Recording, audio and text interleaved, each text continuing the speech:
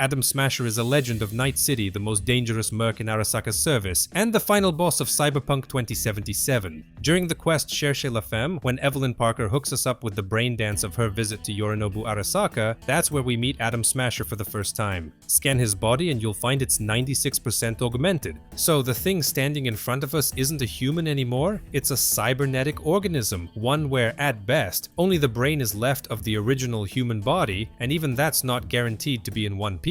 In this episode, I'll share my thoughts on how a cyborg like this would actually feel in combat if it existed in real life. How viable is the whole concept of a brain controlling an artificial body? And what's even the point of an organic brain if the rest of the organism has already been replaced by machinery? And of course, we'll break down the structural weaknesses of Adam Smasher's body that would be waiting for him in our world. This is MiliTime Fictions, let's get into it. Generally speaking, a fully artificial body gives Adam Smasher huge advantages in combat. If he has no internal organs other than the brain, that means the concepts of fear and stress simply don't exist for him, because he has no exocrine or endocrine glands producing hormones the way a human body does. The adrenal glands are responsible for producing cortisol, adrenaline, and noradrenaline. These hormones regulate stress responses, blood pressure, and metabolism. And Adam Smasher has none of that. The pituitary gland in the brain controls all the other glands and hormone production, but that part of the brain could easily have been removed so it wouldn't get in the way. So Smasher exists in a meta position, an observer of reality. In combat, every decision Smasher makes is dictated purely by logic, with none of the vulnerabilities and bugs of the human psyche. No bad moods, no inferiority complexes, no moping because his girlfriend dumped him, no nervous tremor messing up a reload mid-fight, and so on. He doesn't get scared and he doesn't panic. He coldly analyzes and acts like a machine, but with a human mind. And yet instead of a monster like that, CD Projekt Red rolled out some kind of chump for the final boss fight. A guy who just uselessly blinks and flicks his model around like he's having a seizure. But whatever, Smasher's combat patterns in the game are a topic for another day. His artificial musculoskeletal system mimics human biomechanics, which on one hand also seems a little strange. After all, you could have given him more limbs. Not just the shoulder-mounted rocket launcher, but something like a tail with a high-frequency blade that could come at an enemy completely out of nowhere, from outside his body's silhouette. But on the other hand, maybe modifications like that increase the risk of cyberpsychosis or make it more severe. I just don't know Cyberpunk's lore well enough to draw firm conclusions on that. Although it would make sense, the human brain is adapted to control a body of a particular kind, and if you make the mechanical shell very unlike a human body, the dissonance in how you perceive yourself should grow proportionally, and that sounds a lot like the main trigger behind cyberpsychosis. The endoskeleton itself is done in an interesting way. There's no information at all about its power source, but I suspect that's a technology science hasn't invented yet in the modern world. The mechanics of Smasher's movement, though, are pretty realistic and are driven by power actuators. There are three ways to build them: hydraulics, pneumatics, and electroactive materials. The first two don't work. Hydraulics are an unreliable, finicky option for combat-grade artificial actuators, and pneumatics expand too much when the muscle contracts. Given how tightly the bundles of artificial muscle are packed next to each other, a pneumatic actuator would have nowhere to expand into when it contracts, so it's most likely some kind of electroactive material. There are actually quite a few options: carbon nanotubes, supercoiled polymer, polypyrrole, polyaniline, and so on. They change shape, size, or volume under an external electric field or with a change in temperature. For example, when heated, the polymer threads contract, and when cooled, they relax. Technology in this field is advancing, and the efficiency of modern artificial muscles is dozens, sometimes 100, times higher than human muscle. So I'd rate Smasher's artificial muscles as very realistic. The main oddity of our cyborg's body is the low protection on the torso and limbs. And I'm not just talking about the lack of a helmet. You can see exposed actuators on the hip joint, the torso, the neck, and even the arms. And there'd be no problem protecting them, yet losing one would strip a limb of its motor function. The two armor plates on the shoulders and the big plate on the chest are just useless junk. Maybe it's spaced armor meant to protect against a shaped charged jet, but I don't recall a single weapon in Cyberpunk's world that uses that kind of munition. And besides, it doesn't explain why Smasher has exposed actuators. That said, the clued-in viewers will point out that the less-than-perfect armor can be explained by an incredibly OP implant Atom Smasher has, called a Sandevistan. Sandevistan-type implants slow down time subjectively for whoever's wearing them, so in theory Atom might not take any damage at all, because he triggers the implant in time and nobody can land a hit on his weak points.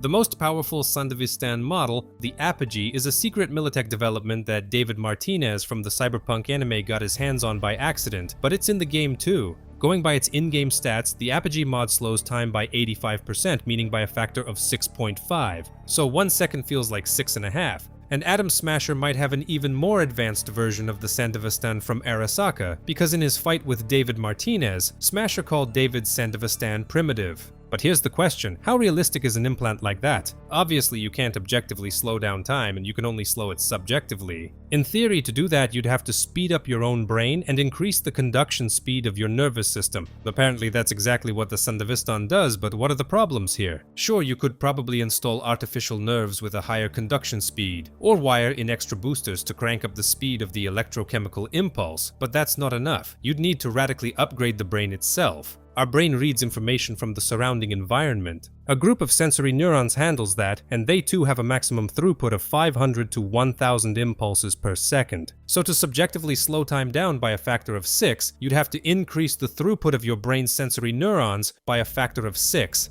And right now that's impossible to do, because the direct analogy here is a CPU's clock speed. If you need a higher performance model, you go to the store, buy a new one, and install it. You can't make a processor 6 times more powerful. Overclocking doesn't give you that kind of boost either. It just removes an artificial limit set by the manufacturer, so the part doesn't wear out as fast. And what's the max gain from overclocking? 10%? No. A Sandevistan would need a fundamentally new brain at a higher evolutionary level. The only way you'll ever upgrade it like that is maybe through genetic engineering, but those still aren't all the problems. If a person moved at that kind of speed, their body would generate insanely high acceleration, and acceleration means G-forces. The same kind fighter pilots deal with. For Atom Smasher and for any Sandevistan user, the brain would get squished inside the skull in the direction opposite the vector of movement. Under G-forces that strong, the body, brain included, could even rupture, but it would all be over much sooner, the moment the blood, or in Smasher's case, its analog, shifts into one corner of space and stops feeding the brain. What happens then?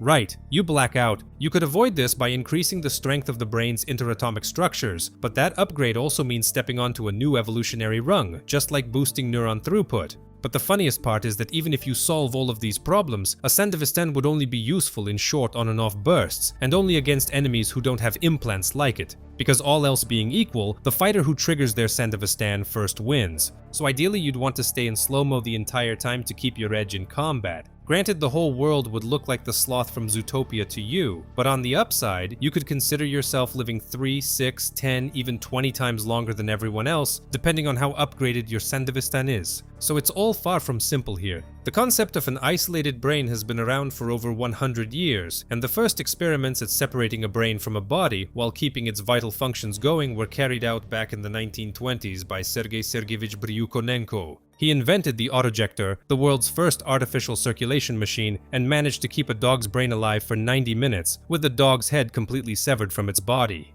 And the truth is, a brain doesn't actually need all that much to stay alive, specifically the circulation of blood of a certain composition through its vessels. The most recent public brain isolation experiment I'm aware of was done by a team of Texas scientists in 2023. They built a blood circulation device capable of providing not just the right composition, but also a specific blood pressure, pulsation, and the other parameters the bloodstream of a living organism has. This was made possible by a computer algorithm that monitors all the parameters and adjusts them automatically. This time it was a pig's brain that got isolated. Electrodes were connected to its cortex, and according to the researchers, they detected no changes in brain activity across all 5 hours of the study. It's also interesting that 5 hours wasn't the limit, they just disconnected the brain from the device after that time was up. How long it would have kept functioning in principle is unknown, so it turns out that at the very least the brain in a jar concept is already pretty realistic today. In theory, if you place a brain in a tank of life-sustaining fluid and connect the brain's neurons by wires to a computer that feeds them electrical impulses identical to the ones the brain normally receives, that computer could simulate not just virtual reality but also let the brain control a fully artificial body. That said, I don't recall any fluid circulating around Atom Smasher's brain, but that's easy to explain. Either the technology of the Cyberpunk 2077 universe has advanced so far that liquid solutions for sustaining life are no longer needed, or there's an organic decoy in Atom's skull to draw the enemy's attention while the real brain sits somewhere else, in the chest, for example. And that would actually make sense. In an era where artificial intelligences are an everyday thing, and smart weapons that target limbs through a computer interface are a routine reality, it'd be foolish to put the most important part of a cyborg's body out on display. It would be far smarter to hide the real brain in the chest so as not to draw attention to it and to shield it with a lot more armor. After all, you can take Smasher out with a headshot from a long distance with a sniper rifle if you know for sure where to aim, and after that, Arasaka's strongest merc is just a pile of scrap metal. It's also strange that Smasher doesn't even have a helmet to protect the most valuable part of his body. Obviously, this whole fake brain in the head idea is just my own speculation and guesswork, but it's very logical from a military science standpoint.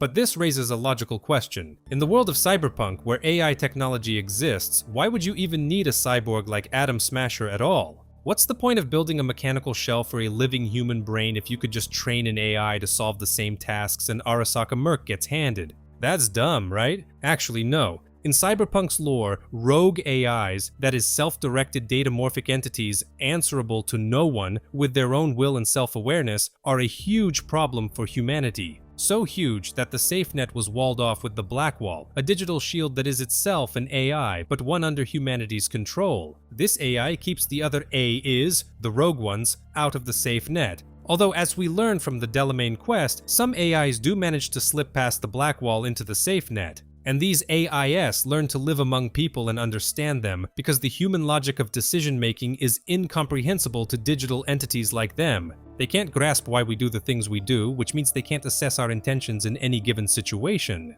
Put simply, in a combat situation, an AI controlling a mechanical body would screw up brutally because it isn't human and doesn't know how a human thinks in a firefight. Sure, you can train an AI the way we do with neural networks today, and sooner or later it'll up and figure out everything about how people behave in combat. It'll develop effective tactics for wiping out enemies, and then, bam, it goes rogue. And what's humanity going to do with an enemy that knows its creators inside and out? Well, most likely get its ass kicked. So a revolt by an AI like that is the single biggest cost of the whole project, which means there's no point in building one in the first place. So what's the cost of a revolt by Atom Smasher, or a cyborg like him? Cyberpsychosis, at most. But judging by the info from the game, that problem can be dealt with well enough when needed. For instance, the police special unit MaxTac sometimes recruits former cyberpsychos into its ranks, ones they neutralized but didn't kill, instead putting them to work. What control technologies the corporations use for this, we can only guess, but the fact is, those technologies exist. On top of that, Atom Smasher is mortal.